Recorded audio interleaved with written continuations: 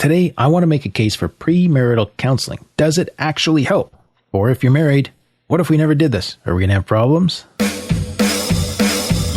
Welcome to the Only You Forever podcast. If you want to build a thriving, passionate marriage, we've got the research, the truth, and the answers you've been looking for. And now, here are your hosts, Caleb and Verlynda Simone Gendel. Hey everybody, this is episode number 53, and we're going to be talking about premarital counseling or coaching. But before we do that, Caleb, we had another encouraging review this week from J&K 2009, and they say, worth your time, 5 stars. Ooh. Keep up the good work. Love the way OYF upholds the dignity of marriage, along with such positivity and practical tips for a healthier and more enjoyable relationship. So thanks, J&K. Glad you like it. You know, let's just touch on that for a second, though, on that whole idea of premarital counseling. Okay, you're back onto our topic. Gotcha. Sorry, brain switch. Yeah. Counseling or coaching, whether it's premarital, counseling or coaching are the same. Okay. When you're doing premarital. Okay. Yep. There's really no difference, assuming that the person helping you is using some kind of a standardized approach to preparing you for marriage, like they have some method. Okay. Marriage counseling, however, is different from marriage coaching. Counseling looks backward for healing, whereas coaching looks forward for building and strengthening. Both have their place. Okay. Yeah. But what I want to talk about today is this premarital counseling or coaching. Yeah.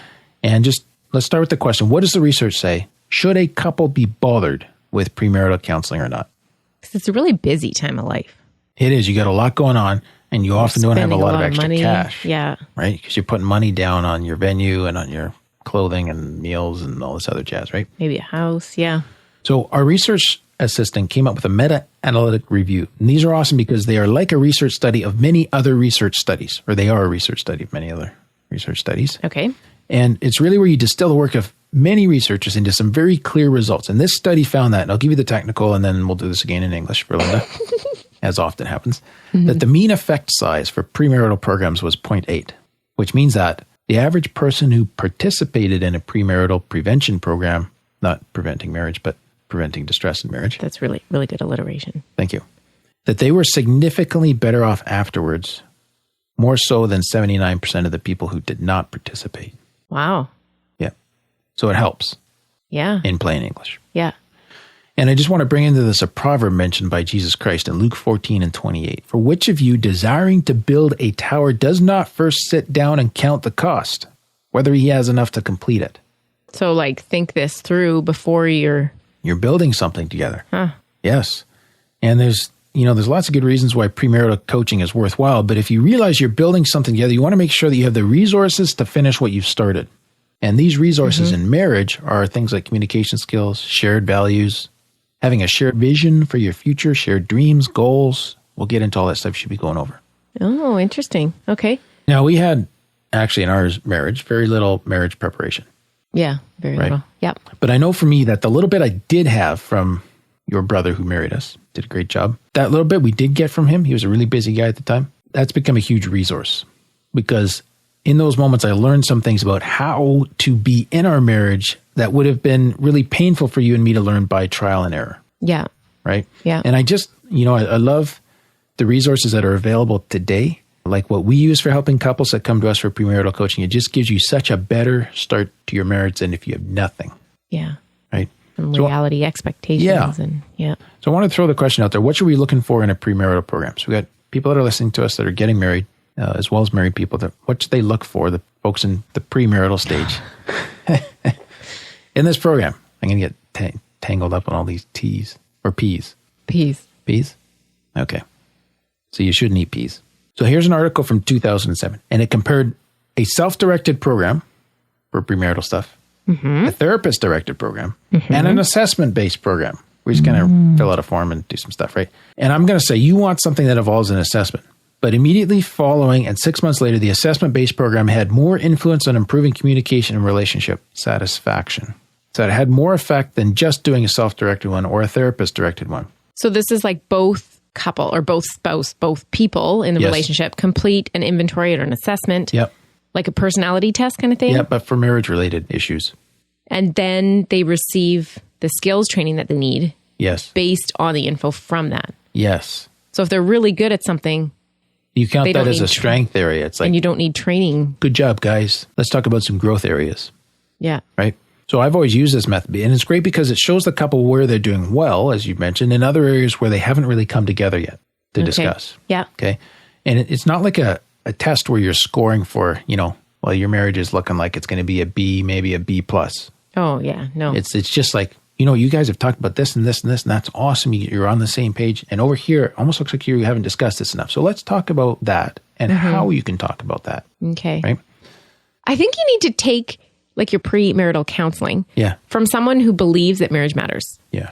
Like if you're going to build that tower, you're creating something substantial, something of real importance and value.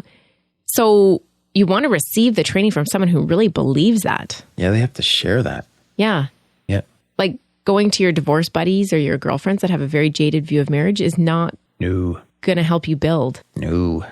But if they, if you're going to someone who believes in marriage, even the divorced people, actually, to be fair. Well, I was saying with the jaded view. Yeah. But if they do believe in marriage, they're honest about why it failed for them, they're going to definitely have some hard-learned lessons to share. Right. But I think you want to get this from someone who not only cares, but upholds the institution of marriage, because you guys are making a major commitment, what you're getting into here, right? Yeah. Yeah. So what are the benefits then of premarital coaching? Yes. So from an article in 2001 in a journal called Family Relationships, they're making a really clear case for doing this, okay?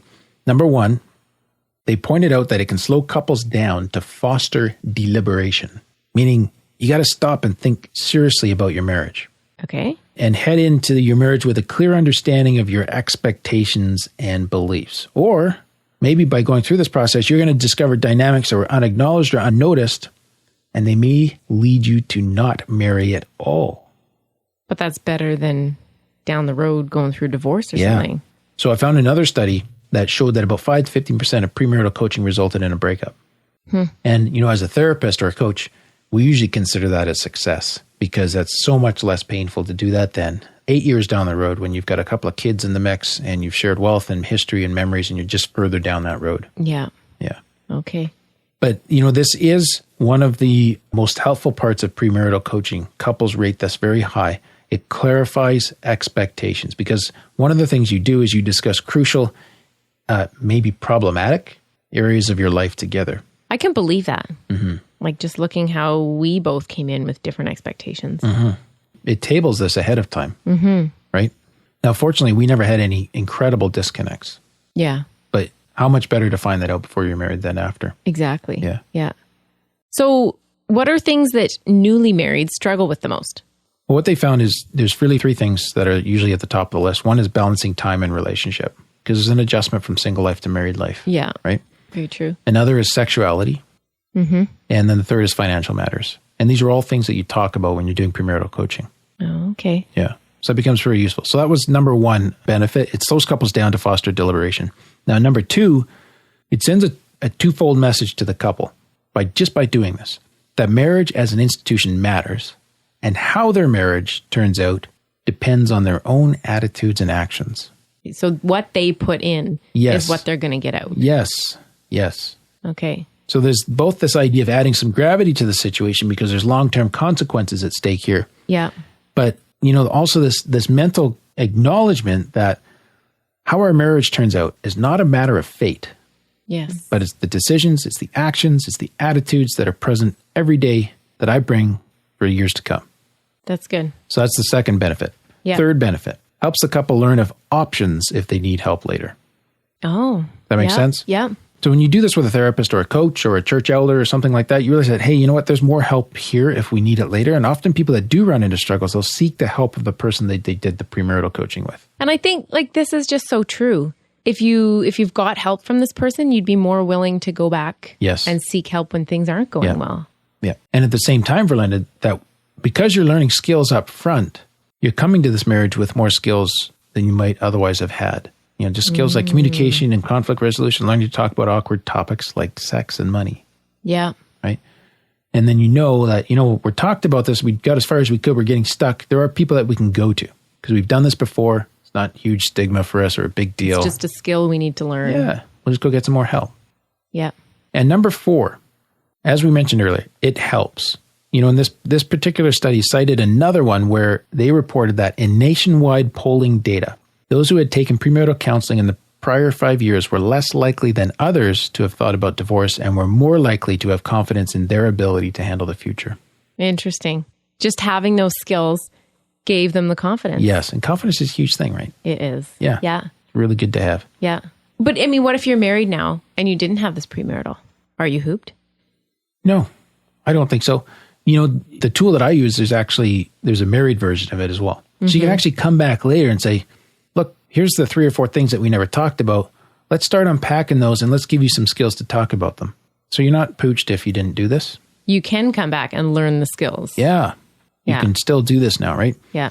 And you can, like I said, you cover the same areas, you learn the same skills. It's premarital coaching minus the pre. Right. Right. And it might be a little bit harder, a little bit more painful because you've already lived it for a little while. But that's not to say it's not overcomable. No. And then you can't make it even better than what you're experiencing. Yeah. Right.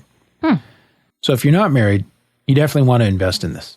Yes. It's far less than the cost of your wedding. It's far less than the cost of a divorce. It's far less than all the burnt up days and weeks and months of pain that you may experience if you don't come to your marriage prepared. Yeah. Right. I mean, getting married is always an adjustment. But if you have the skills to handle that, it's just so much easier. Yep. Yeah. So if you are in a place you're listening today where you could benefit from this, I would love to work with you. Do reach out to us today through our website at onlyyouforever.com. So thanks for joining us again. If you want to be sure to catch every episode of Only You Forever, make sure you subscribe right in your podcast player on your phone. And if you're not a real phone person, you can also subscribe to our weekly newsletter, which I'll update you every Thursday with a new show. And then you can read up or you can listen online. So you can subscribe at onlyyouforever.com to our email newsletter. And finally, remember that you can get the full write-up of this episode at oyf.link/53. We're here to help you build thriving, passionate marriages. Again, so if this was helpful to you, spread the word. Share this with others who would also be blessed by it. Thanks, and we'll see you next week. Thank you for listening to the onlyyouforever.com podcast. Please help us reach and influence a wider audience by rating and reviewing our podcast at onlyyouforever.com/love. Thanks for listening, and we'll see you next week.